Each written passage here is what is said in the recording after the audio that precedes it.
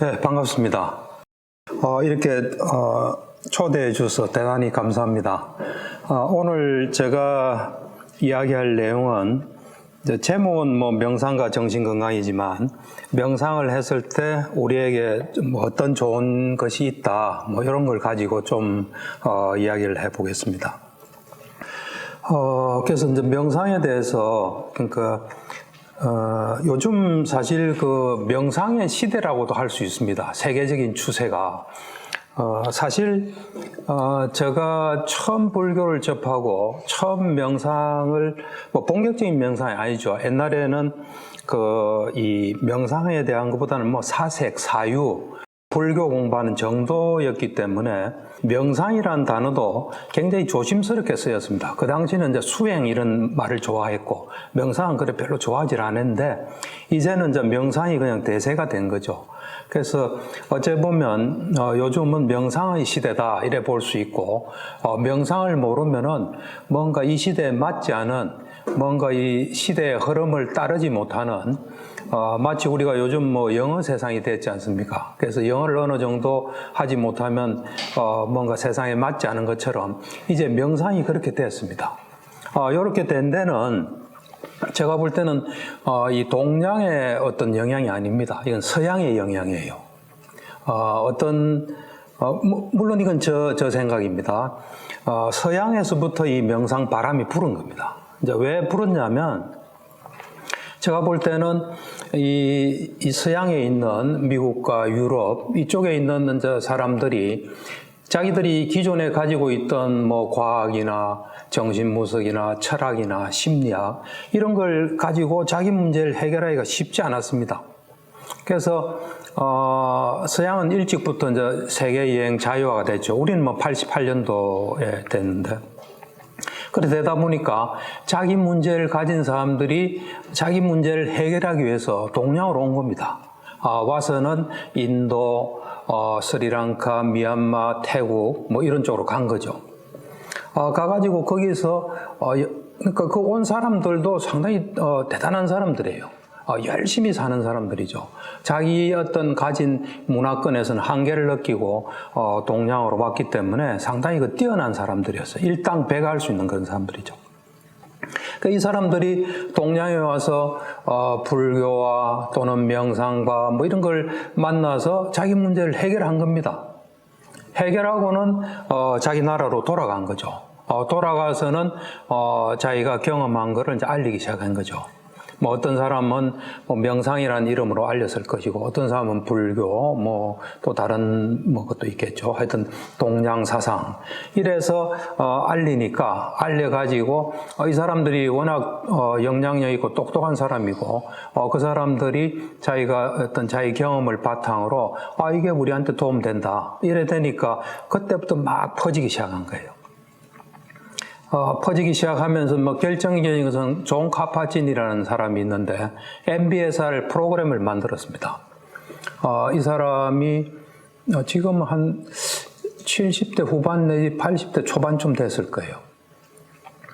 이 사람이 이제 불교를 처음 일찍 접해보니까 이거는 진리다.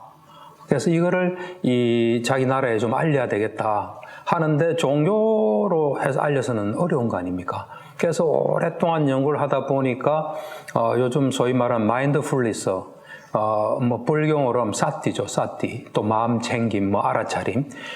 요거를 통해서 알리게 되면 종교색도 없고 사람들한테 실질적으로 도움되겠다 해서 MBSR이라는 프로그램을 만들었습니다.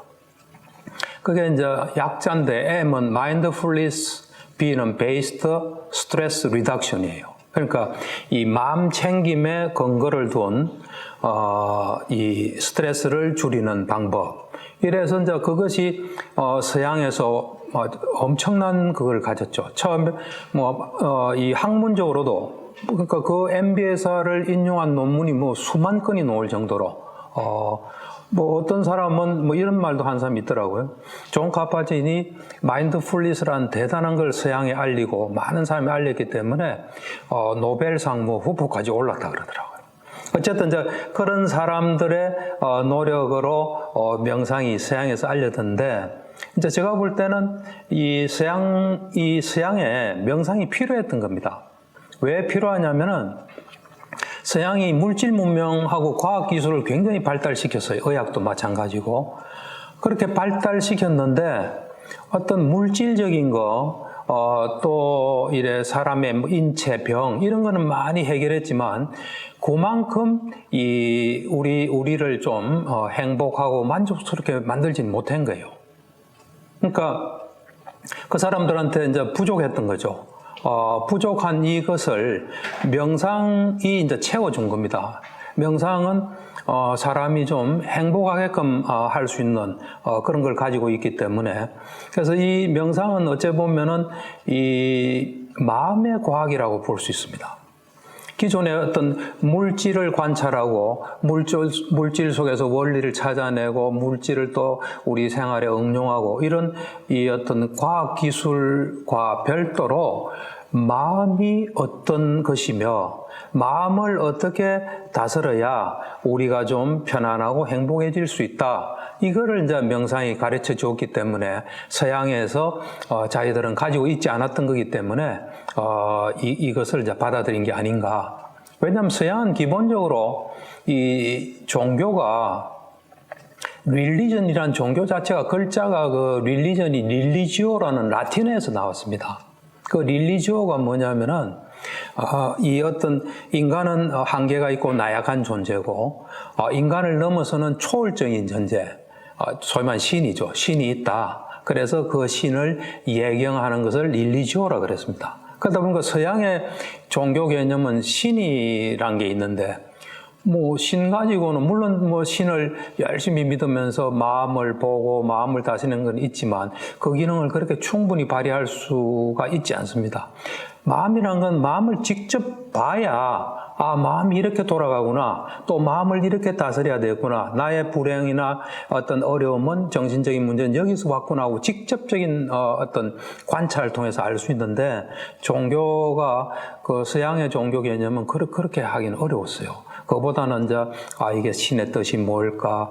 내가 심지어는 아픈 것도 신의 깊은 뜻이 있을 것이다. 이것을 내가 잘 찾자. 이래 되니까 마음을 직접적으로 보고 마음이 어떤 거고 또 마음을 다스리면서 내가 좀 나아지는 걸 경험하기는 그렇게 과학 수준까지 가기는 어려웠습니다. 이제 그런 한계 때문에 서양에서는 어째 보면 마음의 과학, 정신의 과학 이게 이제 부족했던 거죠. 그 부족한 거를 그 뛰어난 사람들이 동양에 와서 이제 터득을 하고 가서 명상을 알리기 시작한 겁니다. 그래서 그 명상 열풍은 뭐 상상을 초월한 것 같아요, 보니까. 그래서 이제는 이제 명상을 모르면은 명상이 뭔가 이런 질문들도 뭐 여기저기서 받을 것 같아요.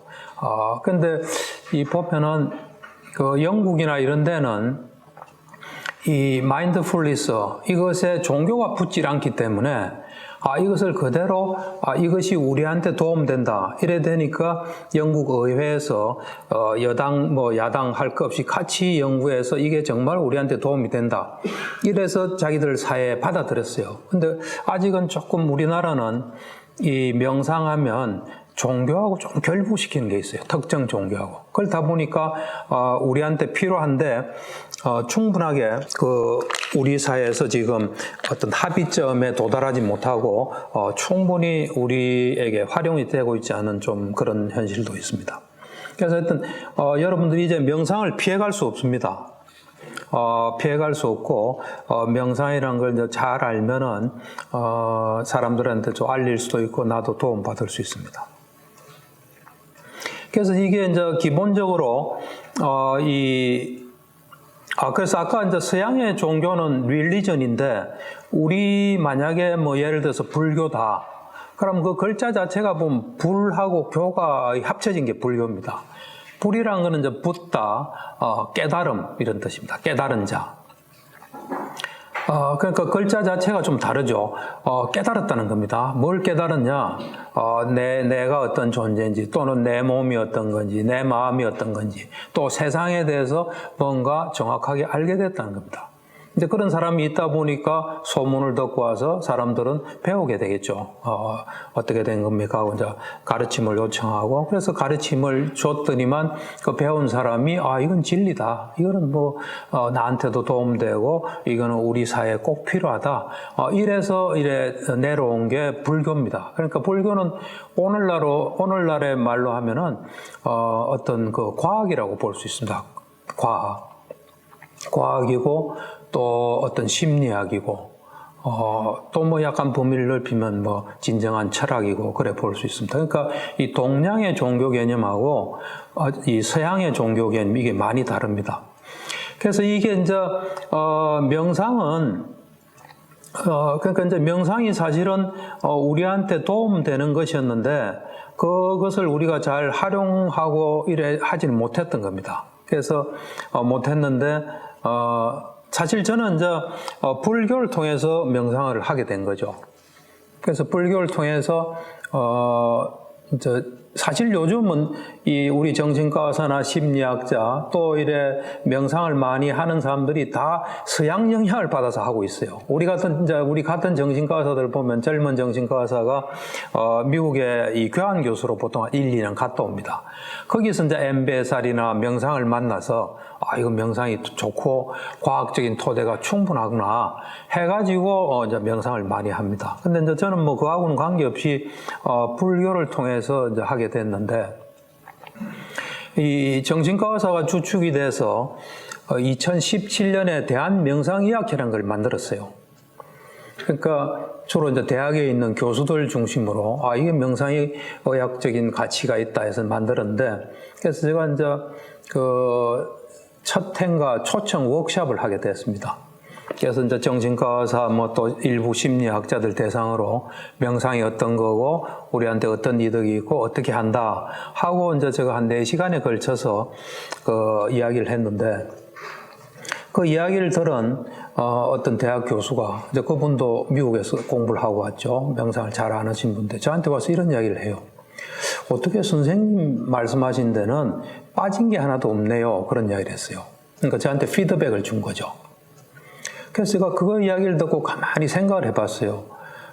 저는 뭐 그런 사실 잘 몰랐는데 그분이 이제 그런 피드백을 주니까 그러면 내가 하는 명상에 왜 빠진 것이 없다고 이야기를 할까 이렇게 가만히 보니까 제가 이제 불교를 통해서 이 명상을 하게 된 겁니다. 불교란 것은 뭐냐면은 우리 존재가 과연 어떤 존재인지, 또 우리 마음은 어떤 거고 우리 몸은 어떤 건지, 그래서 그 어떤 알매 바탕을 두고 우리 문제를 어떻게 철저히 완벽하게 해결할 수 있나 하는 것을 이 탐구하는 게 불교이기 때문에, 그걸 하다 보니까 자연히 이 빠진 게 없지 않나 이런 생각이 들었습니다. 그래서 왜냐하면 불교의 부처님 가르침 중에 제일 중요한 게 그 사성제인데, 사성제가 보면 고성제, 집성제, 멸성제, 도성제인데, 근데 뭐 고성제는 우리 존재란 거는 괴로울 수밖에 없다 하는, 그게 이제 어떤 그 진리 가르침이고, 그 다음에 이제 집성제랑은 그 괴로움은 가래로 인해서 생겼다 원인이고, 멸성제는 뭐냐면 이 괴로움이 완벽하게 없어질 수 있다는 거예요. 완벽하게. 보통 우리는 괴로움을 어떻게 완벽하게 해결해? 그냥 어느 정도 안고 사는 거지 하는데, 불교에서는 괴로움이 완벽하게 해결될 수 있다는 겁니다. 그리고 도성제는 거기에 이르는 길인데 이제 팔정도죠. 그러니까 그런 불교적인 배경에서 하다 보니까 이게 빠진 것이 하나도 없는 게 되었지 않나. 그런데 그런 측면에서 보면 이 불교의 명상은 아주 완벽하게 있는데, 거기서 다른 명상들은 좀 요소를 가져가요. 이렇게 자해 명상 같으면 자해를 좀 가져가고, 또 뭐 이래 마인드풀리스, 사티, 마음챙김 같은 마음챙김을 좀 가져가서 그걸 하는데, 그러다 보니까 이제 어째 보면 이 뿌리랄까 전체는 불교에 있고, 거기서 좀 가져간 것들이 오늘날 있을 수 있는 명상의 형태다. 이제 불교하는 입장에서 이제 그렇게 이야기를 할 수 있습니다. 그래서 이제 이 명상이라는 게 이 본질은 보면 관찰입니다. 관찰. 이 생각으로 하는 게 아닙니다. 사유로 하는 게 아니에요. 관찰이에요. 관찰을 통해서 직접적인 알미 생기는 거예요. 우리는 사실은 이 관찰을 하는데 뭐가 막 이래 끼어듭니다. 막 붙고. 무슨 사람을 보면 사람을 정확하게 봐야 되는데 뭐 탁 보고 난데 뭐가 막 붙어요. 이렇게. 붙다 보면 그 대상하고 좀 약간 떨어진 게 됩니다.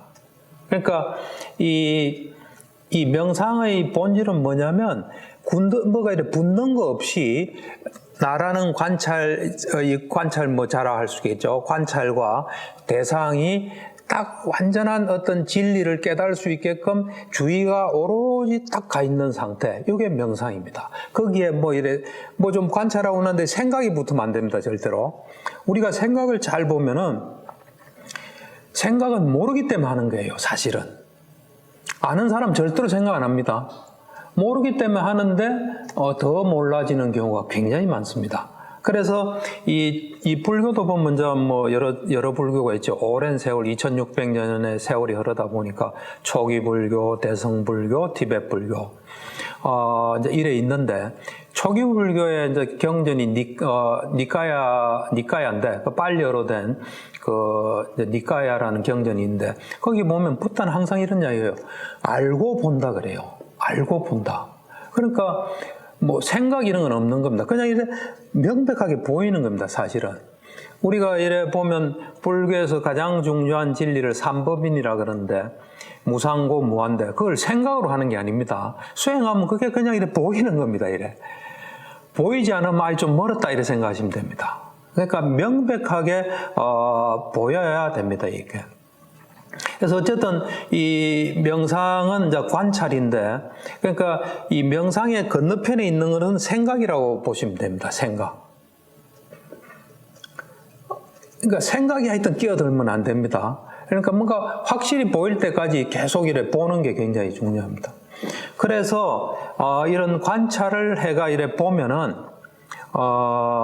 뭘 관찰하냐? 몸과 마음을 관찰하는 겁니다. 우리는 몸과 마음으로 이루어져 있기 때문에 그 몸과 마음을 관찰해 보면은 몸과 마음의 속성을 알게 됩니다.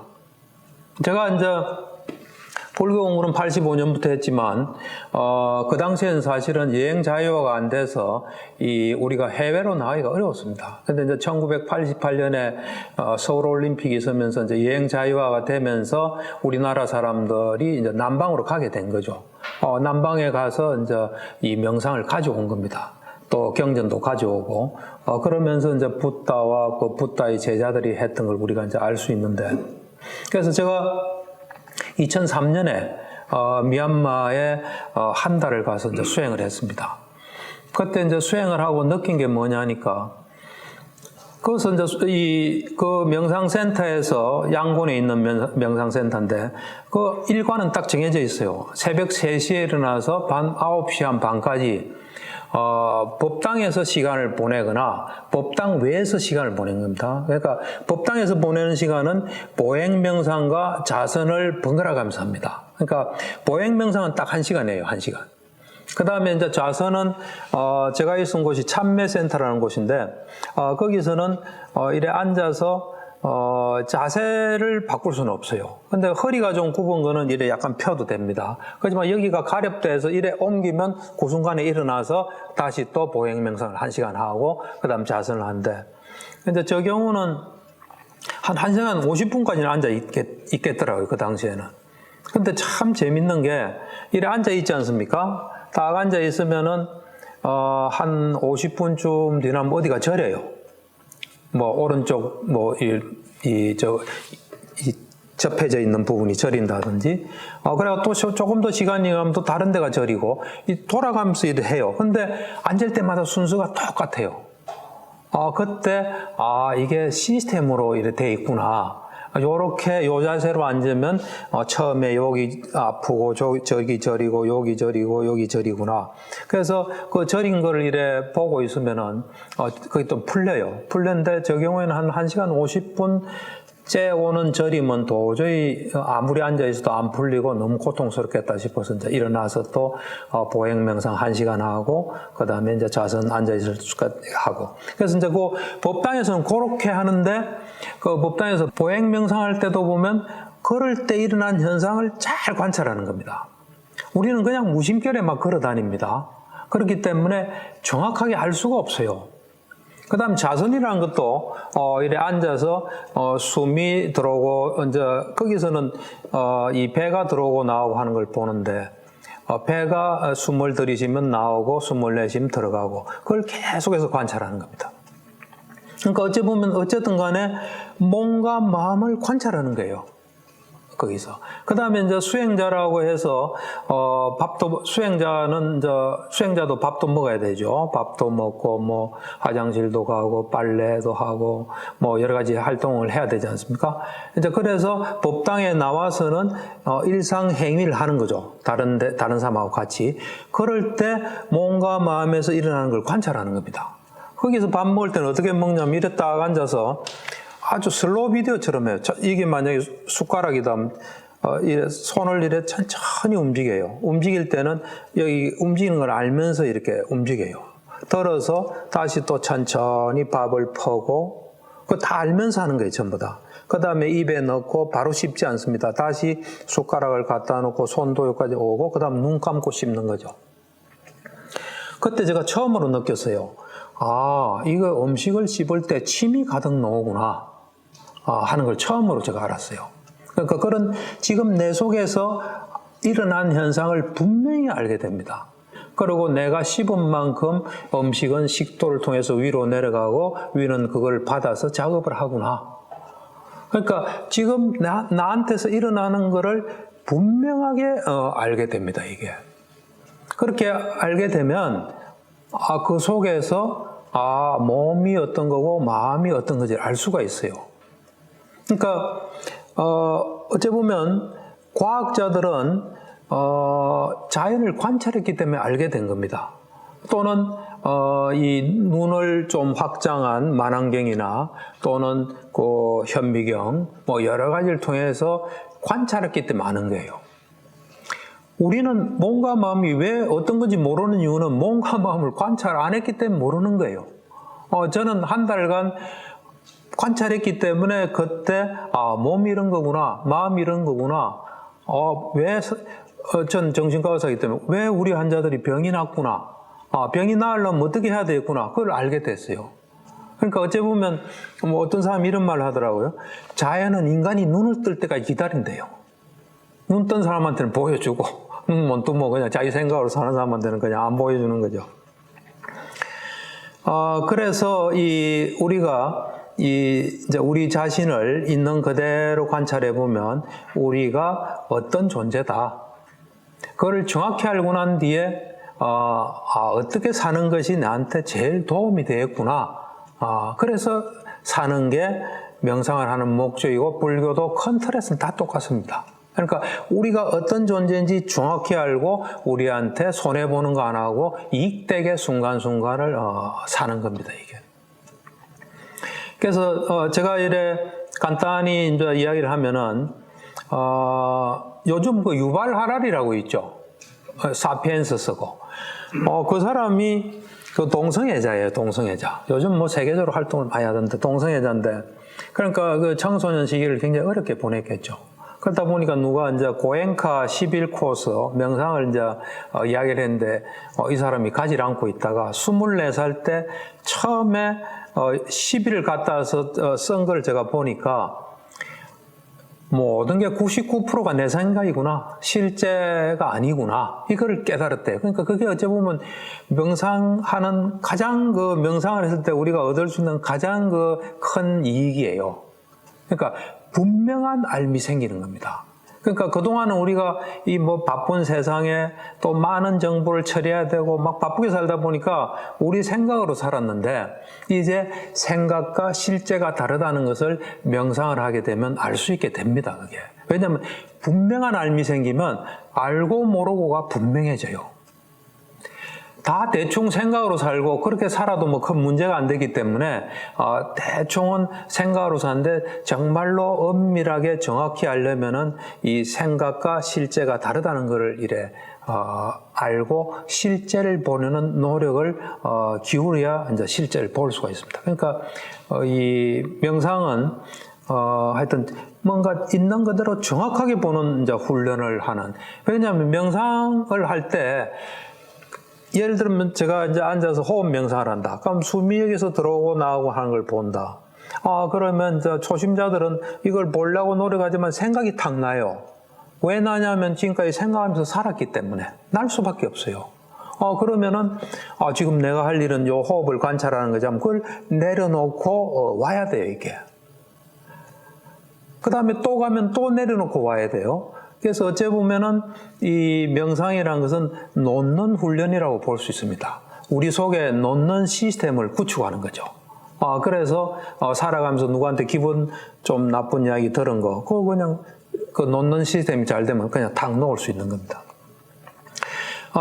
그래서 어쨌든 이 관찰을 해보면 뭔가 마음의 이 속성을 알게 되는데 제가 간단히 이야기하면 근데 사실은 이제 몸과 마음을 관찰하는데도 두 종류가 있어요. 하나는 뭐냐면은 우리의 이 눈, 귀, 코, 혀, 몸, 통상적인 정신으로 관찰하는 관찰이 하나 있습니다.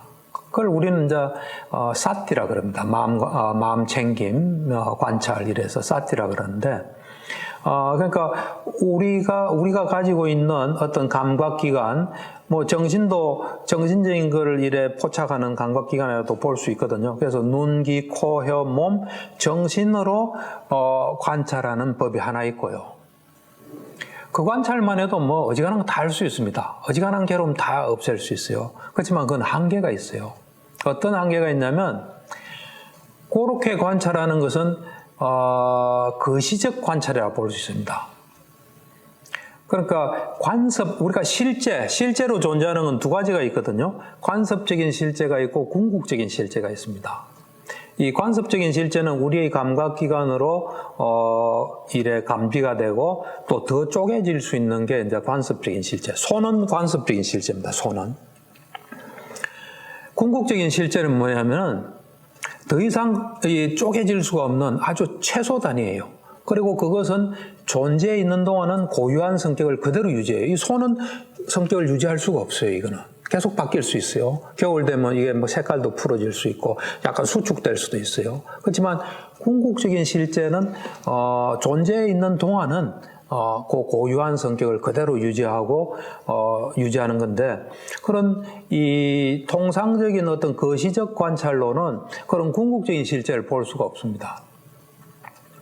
궁극적인 실제는 궁극적 물질, 궁극적 정신으로 구성이 되어 있습니다. 그래서 이제 궁극적인 실제를 아는 방법은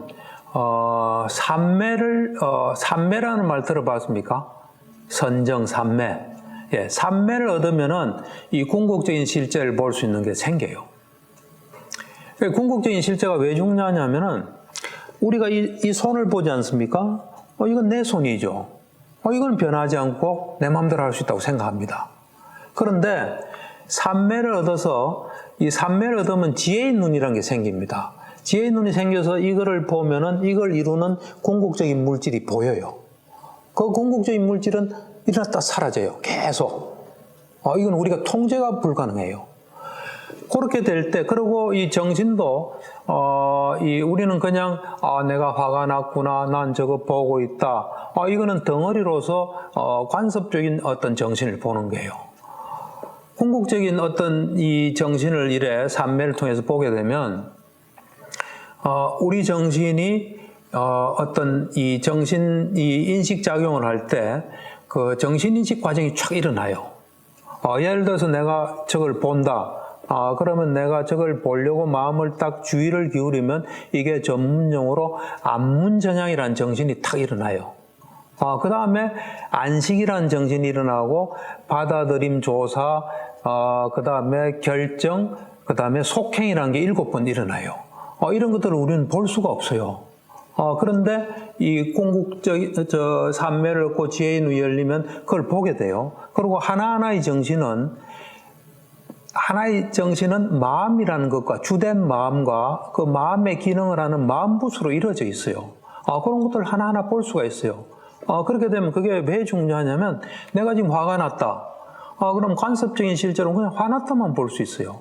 근데 궁극적인 어떤 그 실제인 정신인식 과정과 그 다음에 그 마음과 마음을 보게 되면 내가 화났을 때 어떤 현상이 일어나고 그것이 나한테 어떤 영향을 준다를 정확히 알 수가 있어요. 그렇게 되면 화라는 걸 보는 게 달라집니다. 이렇게. 그러니까 어쨌든 우리가 우리를 정확히 아는 거는 관습적인 실제를 정확히 보고 또 궁극적인 실제를 본다면 가장 이상적인 게 됩니다. 근데 어느 하나에 너무 치중하면 그것도 또 문제가 있습니다. 궁극적인 실제로만 보고 뭐 부모다, 서성이다 이런 거 다 무시하면 그 사람도 좋지 않습니다. 근데 관습적인 실제만 보게 되면 또 한계가 있습니다. 궁극적인 실제로서 우리 자신을 보잖아요. 보면은 우리가 정신과 물질로 이루어지는데 그게 일어났다 사라지고 일어났다 사라져요. 사실 동일한 나가 계속되는 게 아니에요, 이게. 그리고 그런 것들이 어떤 원인에 따라 일어나고 사라지는 이런 것들을 정확히 알게 되면은 우리가 우리한테 손해보는 것을 이제 안 하게 됩니다. 그래서 그렇게 볼 때 일단 우리가 통상적인 관찰을 통해서도 우리 몸과 마음의 정체를 알 수 있는데 그렇게 보면은 이 몸이란 것은 두 가지 중요한 속성을 가집니다. 하나는 뭐냐면은 몸에 살아있는 사람의 몸은 살아있는 생명체의 몸이란 것은 이 왕성한 생명력을 가지고 있어요. 그러니까 왕성한 생명 활동을 해요. 근데 그게 중립적인 성격을 가집니다. 중립적. 이 말이 굉장히 중요합니다. 그러니까 이 몸은 사실 아무것도 아니에요. 우리 오늘 바람이 엄청 불었지 않습니까? 그럴 만한 조건이 되면 바람이 엄청 부는 것처럼 우리가 병날 만한 조건이 되면 병이 나는 겁니다. 병나는 현상이 있을 뿐이에요. 중립적이에요. 그게 좋고 나쁜 거로 바뀌는 거는 마음에 의해서 바뀝니다. 그래서 몸을 보행명상이나 또는 아까 말한 산매를 닦아서 이래 보면은 몸이란 건 어쨌든 그냥 생명 활동을 하면서 있는 겁니다. 있고 그 다음에 몸은 자루처럼 그냥 가만히 있는 겁니다. 사실은. 제가 보행명상하면서 그걸 깨달았어요. 전에는 발과 다리가 그냥 걸어다니는 줄 알았어요. 근데 이 보행명상하면서 일어나는 현상을 하나씩 유심히 보니까 몸이란 건 그냥 있는 거구나. 있는데 그걸 움직이는 게 있구나 하는 걸 알게 됐어요. 그러니까 몸은 두 가지 속성이 있어요. 하나는 조건에 따라서 왕성한 생명 활동을 하고 그건 중립적이에요. 그 다음에 몸은 자루처럼 가만히 있어요. 움직이지는 않습니다. 절대로 움직일 수가 없게 그 구조가 되어 있어요. 그런 몸에 대해서 마음이 작용을 해요. 하나는 뭐냐면 이 조건에 따르는 왕성한 생명활동, 중립적인 이것에 반응을 하게 됩니다. 긍정적인 반응을 하기도 하고 부정적인 반응을 하기도 하고 중립적인 반응을 해요. 그래서 그 반응의 결과 우리한테 영향이 와요. 몸이 그냥 우리한테 영향 안 줍니다. 항상 그 반응에 의해서 영향이 와요. 몸뿐만 아닙니다. 세상에 일어난 일도 세상에 뭐가 탁 터져도 우리 마음이 어떻게 반응하냐에 따라서 나한테 영향이 와요. 아주 극단적인 경우 전쟁이 터졌다. 어떤 사람은 기회가 왔다고 생각하는 사람도 있을 수 있습니다. 그럼 그 사람한테는 두려움은 없죠. 그 기회를 어떻게 살릴까 이래 하게 되겠죠. 그렇지만 전쟁이 와서 죽었다 하면 그 부정적인 반응에서 영향이 와요. 그러니까 우리의 어떤 이 반응에 의해서 우리한테 영향이 옵니다. 사람은 근데 이런 걸 잘 못 보기 때문에 몸이 그냥 나한테 영향 준 줄 아는데 절대로 그런 거 아닙니다. 그래서 일단 그 몸은 조건에 따라서 생명활동을 왕성히 하고 중립적인 성격이 우리 마음의 반응에 의해서 이제 바뀌는 겁니다. 그 다음에 가만히 있는 몸을 움직이는 게 마음이에요. 그러니까 우리가 어디로 이동했다. 그럼 마음이 작용했기 때문에 이동한 겁니다. 몸이 그냥 가지 않습니다. 절대로. 그런데 두 가지를 통해서 알 수 있어요. 이제 보행명상을 할 때 여러분도 앞으로 해보면 알겠지만 보행명상을 통해서도 많은 걸 깨달을 수 있습니다. 보행 명상을 해보면 이 걷는 현상이 잘 보면 발을 들고 가고 놓습니다. 그 다음에 들 때 가만히 보면 들고자 하는 했던 뭔가 마음이 작용하기 때문에 드는 겁니다. 가고자 하는 마음이 작용하면 갑니다. 놓고자 하는 마음이 작용하기 때문에 놓는 겁니다, 이게. 그러니까 이 의도 없이는 몸이 절대로 움직일 수 없어요. 거시적인 관찰로 알 수 있는 건 그겁니다. 그래서 제가 이 보행 명상하면서 이제 크게 참석을 본 거는 일단 몸과 마음의 관계를 제가 알 수 있었어요. 그 다음 두 번째, 인과의 법칙을 제가 좀 체득하게 됐습니다. 그러니까 만약에 잘 보십시오. 들고자 하는 의도가 원인이면 드는 현상이 일어나는 결과로 볼 수 있습니다. 그렇듯이 모든 현상을 보면 다 원인 결과입니다. 이렇게. 우리가 그냥 아무것도 아닌 같은 보행 명상도 거기서 엄청난 것을 우리가 깨달을 수 있습니다.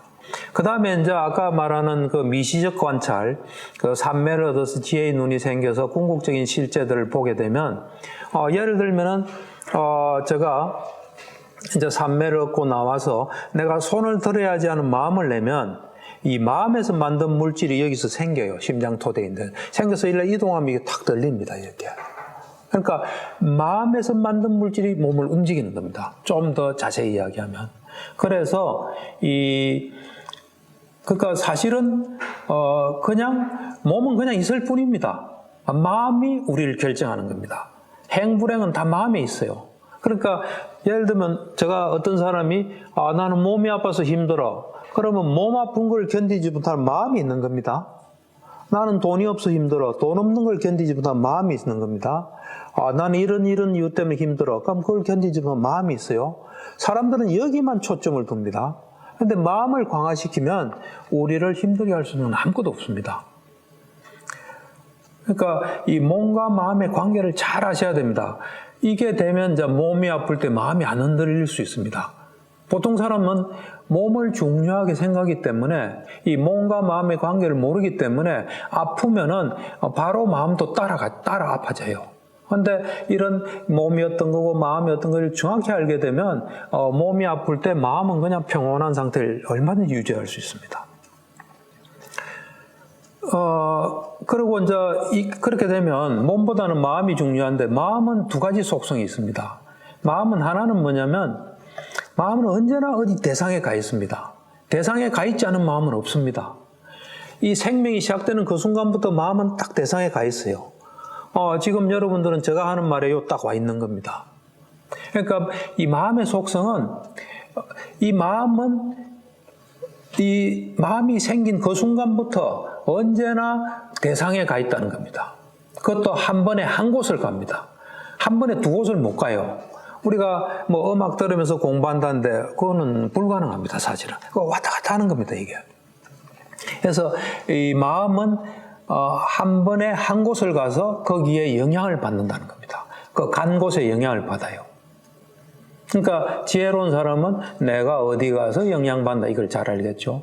그 다음에 이제 마음의 두 번째 속성은 어느 쪽으로 자꾸 가면 거기로 길이 난다는 겁니다. 마음은 우리 게 아닙니다. 순간적으로는 조건에 따라 움직여요. 그래서 마음이 어느 쪽으로 자꾸 가면 길이 나서 생각이 많은 사람은 생각을 많이 한 사람은 생각이 많을 수밖에 없어요. 현재에 집중을 많이 하는 사람은 항상 현재에 집중이 돼 있어요. 연불 많이 하는 사람은 저절로 연불 배울 수 있습니다. 그래서 요 마음의 속성을 또 잘 알 수가 있습니다. 그 다음에 이제 우리가 명상을 해야 되는 이유는 우리가 이제 이 처한 상황이 상당히 골치가 아픕니다, 사실은. 정확히 보면 이 세상은 괴로운 곳입니다.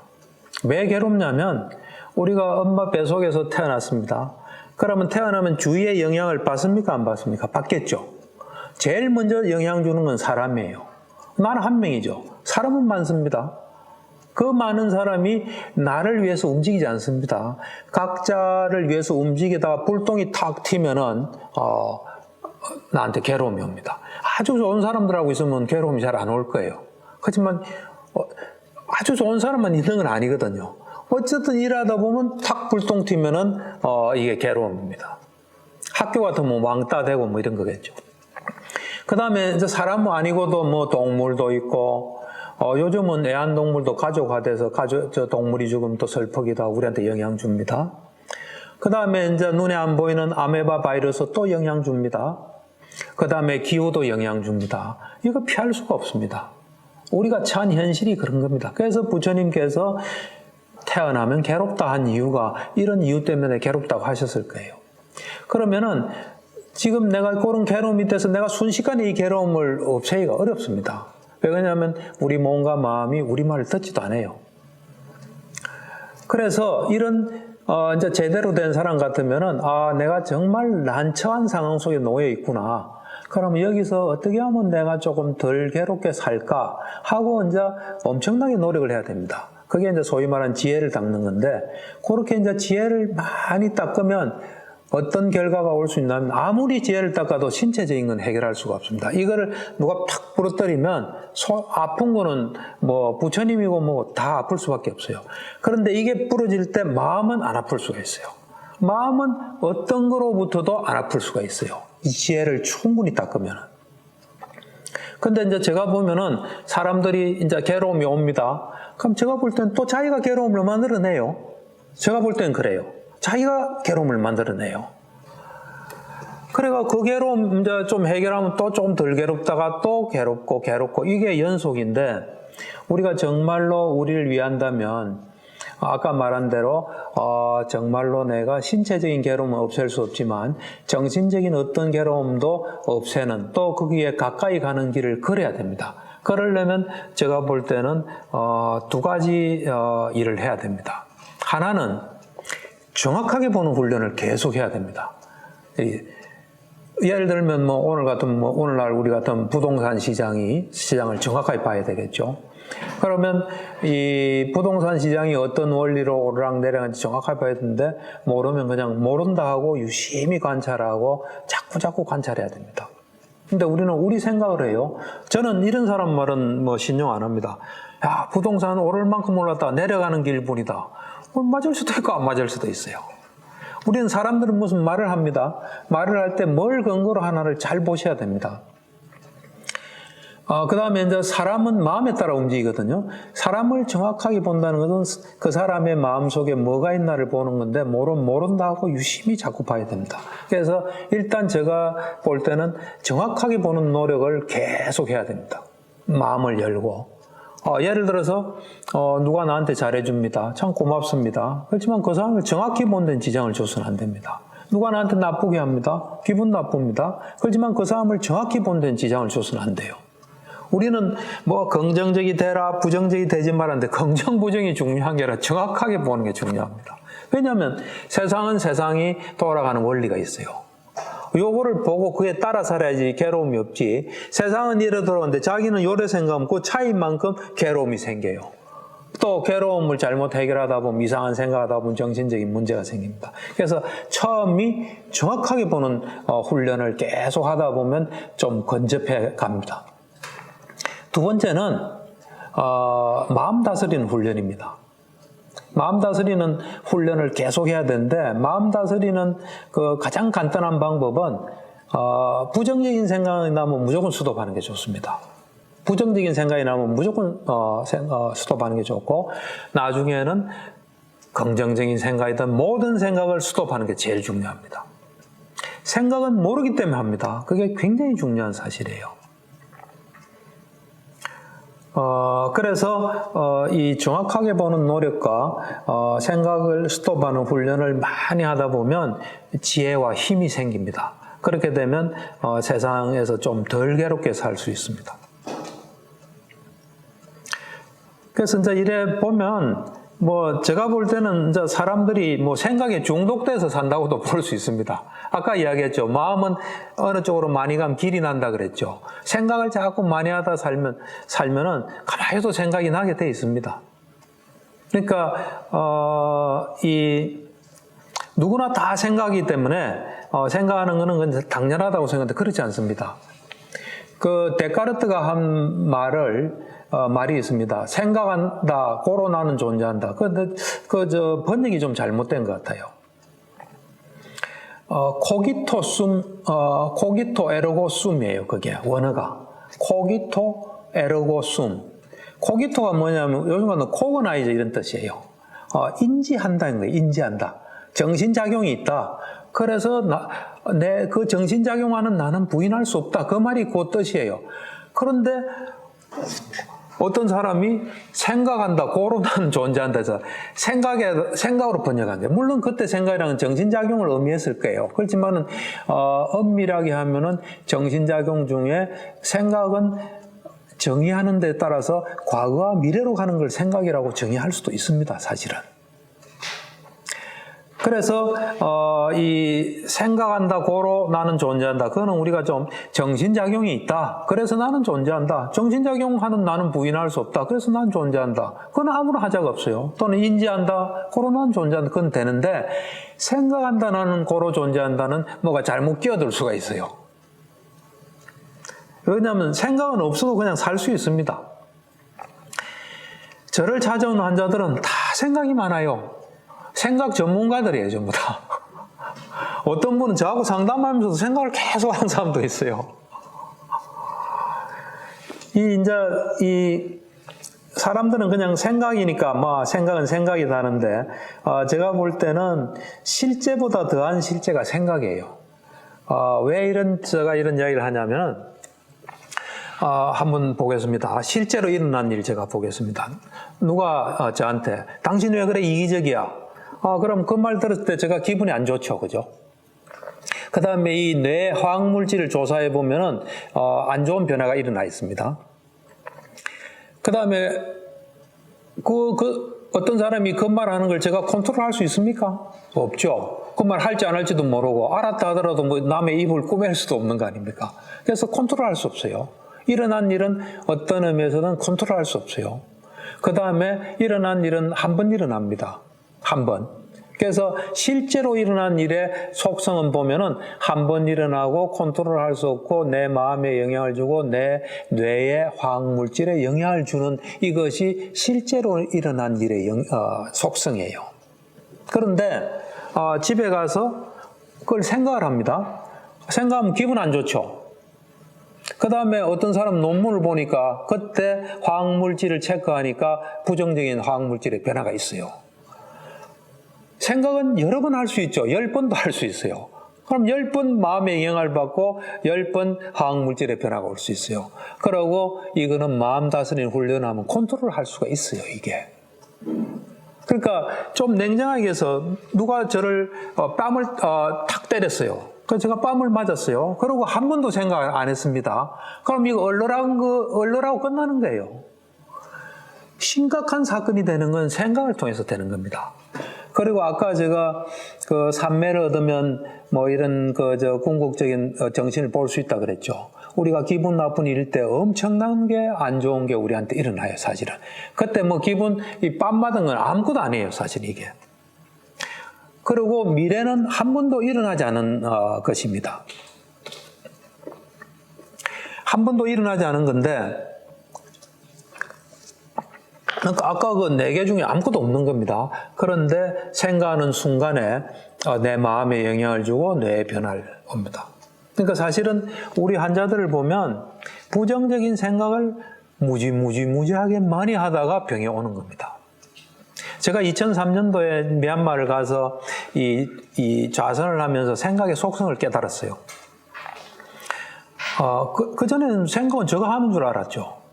근데 그때 깨닫는 그 순간에 제가 한 것은 배가 들어오고 나오고 하는 것만 계속 보는데 생각이 탁 나더라고요. 그래서 제가 깜짝 놀랐어요. 생각은 내가 하는데 그게 아니구나. 생각을 내가 한다면 이런 노력을 하고 그 결과 내가 하면 그건 내가 하는 거죠.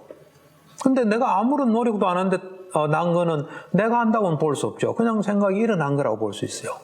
그래서 이래 가만히 보니까 생각은 조건에 따라 일어나고, 어떤 생각의 어떤 거대한 탱크에 있는 것이 올라온다는 사실을 알게 됐어요.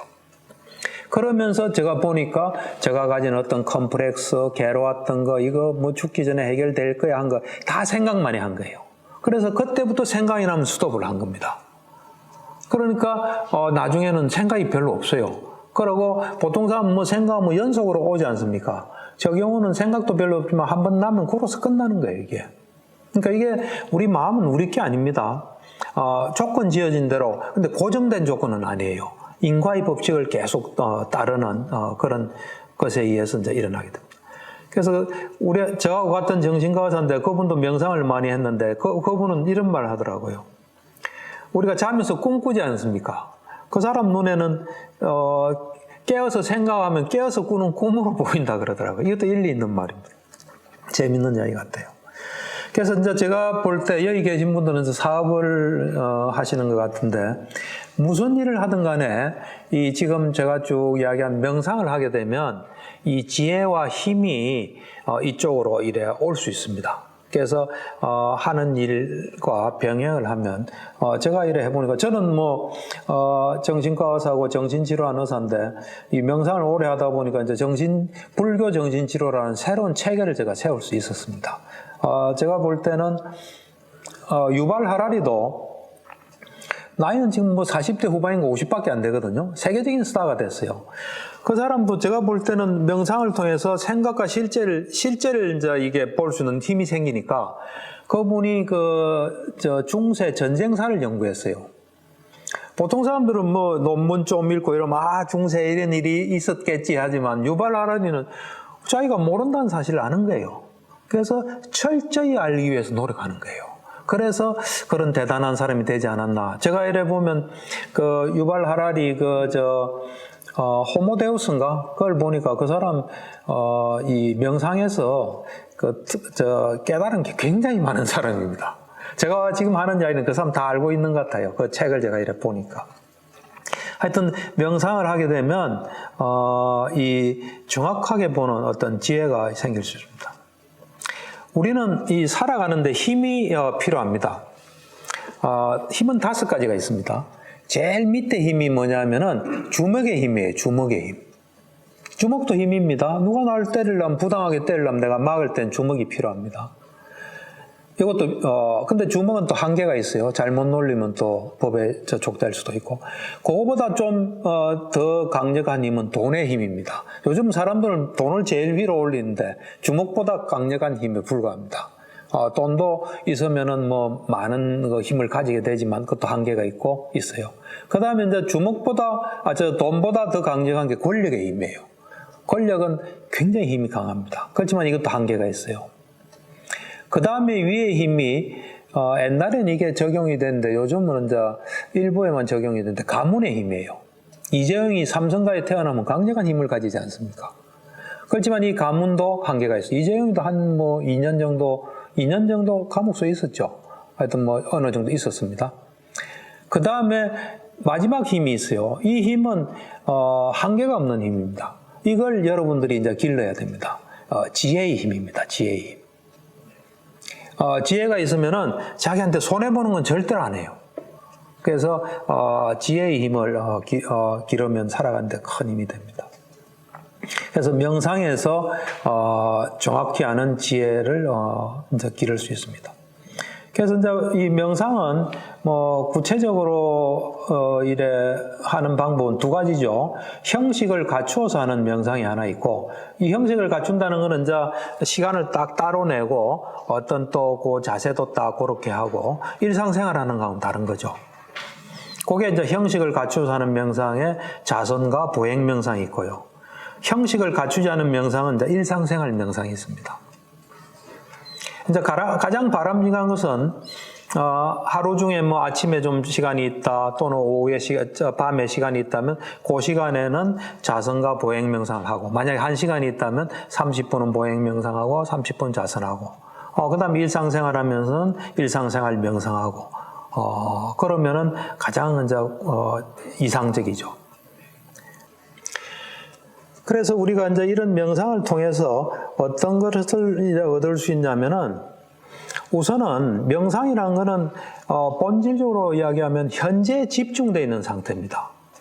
제가 처음에 이야기했죠. 우리 마음은 한 번에 한 곳을 가기 때문에 현재에 있으면 과거, 미래로 갈 수가 없습니다. 사실은. 생각을 할 수가 없습니다. 모든 괴로움은 과거, 미래에서 오는 겁니다. 사실은. 그래서 이 현재에 집중하는 명상을 하게 되면 괴로움이 그냥 거의 없어진다 보시면 됩니다. 괴롭지 않은 삶이 우리 앞에 전개됩니다. 그 다음 이제 2번째는 집중력이 굉장히 강해집니다. 잘 보십시오. 우리 마음은 현재에 있거나 과거 미래로 가는 겁니다. 과거 미래로 갔을 때 보면은 하나만 딱 생각하는 사람 없습니다. 이 생각했다, 저 생각했다 막 하지. 그래서 우리 마음이 여기저기 왔다 갔다 합니다. 그렇지만 이 컵을 드는 여기에 지금 제가 집중해서면 이거는 집중력이 여기에만 가 있지 않습니까? 그래서 집중력이 굉장히 강해집니다. 현재에 집중하게 되면. 명상을 하면. 그래서 집중력이 강해지면 뭐를 봐도 본질을 깨뚫게 됩니다. 그리고 본 것을 잊어버리지 않아요, 잘. 제가 이래 사람들한테 어제 무슨 일이 있었습니까? 기억을 못하는 사람이 있어요. 그 사람은 아마도 생각이 많은 사람일 겁니다. 그냥 우리가 아침에 눈 떠서부터 하루 종일 생활하고 잘 때까지 집중하면 어느 정도는 다 이래 기억할 수가 있습니다. 그래서 이 집중력이 굉장히 강해집니다. 그 다음 세 번째는, 아까도 제가 이야기했지만, 하는 일이 현재에다가 집중하기 때문에, 여기서 일어나는 상을 분명히 알게 됩니다. 분명한 알미 생깁니다. 그러면 알고 모르고가 분명해집니다. 이 알고 모르고가 분명한 게 굉장히 중요합니다. 이 모른다는 사실을 하면 멈출 수가 있어요, 사실은. 우리는 잘 모르지, 정확하게 모르면서 안다고 생각했다면 진행하는 거예요. 예를 들면, 저 주식이 올라갈 것 같아. 그 생각이 올라갈 것 같기 때문에 진행하는 거예요. 모른다 하면 멈추게 돼 있어요, 이게. 그러니까 알고 모르고 이게 굉장히 중요합니다. 아는 건 알고, 모르면 모르고. 그럼 모르는 걸 내가 알려면 올바른 방법이 무엇일까? 해서 올바른 방법에서 올바른 노력을 해서 알게 되고 이런 것들이 분명해야지. 제가 이래 보면 알고 모르고 사람들이 불분명해요. 그러다 보니까 뭐 자꾸 사고가 생기고 힘든 일이 생기고 자기한테 손해보는 하고 그래 됩니다, 이게. 그래서 명상을 통해서 분명한 알미 생기고 알고 모르고가 분명해지는 것도 우리가 살아가는데 큰 도움이 됩니다.